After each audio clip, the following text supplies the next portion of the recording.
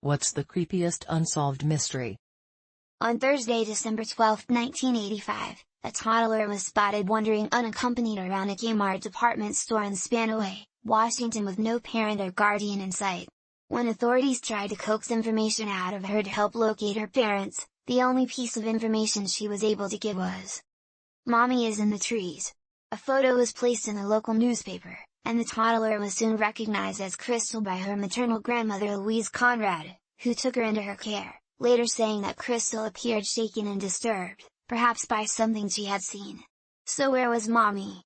About 2 months later, the body of Diana Robertson, Crystal's mommy, was discovered deep in the forest around Elba, Washington with 17 stab wounds and a tube sock tied around her neck.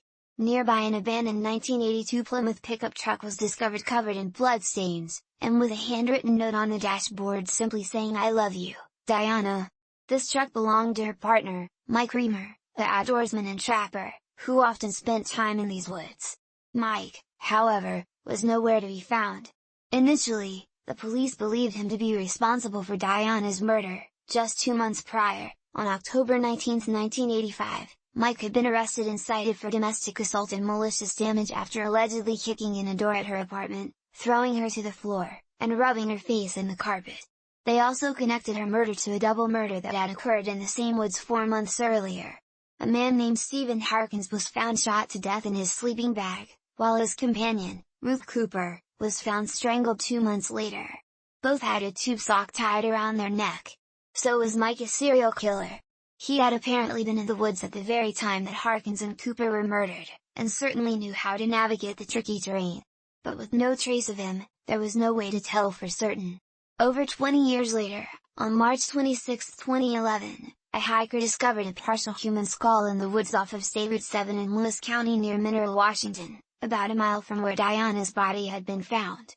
Subsequent analysis revealed that it was indeed Mike, and that he was a likely homicide victim himself. So 4 murders in the same woods by an unknown assailant. The question remains, how did Crystal find herself wandering around the Kmart over 30 miles away? She must have been driven there and dropped off, presumably by the serial killer. Crystal must have spent a silent 45-minute drive in the car with the very person who killed her parents, with no memory of the event. Removed. Kyron Horman. Stepmom took him to school, walked around the science fair in the gym, then he went to class. Has not been seen since. He was in the school. Come on now. It's been over a decade now. I have a Google alert on his name for updates. What happened to Andrew Guston? He got a train to King's Cross, London by himself and hasn't been seen since. For me it's the Yuba County 5.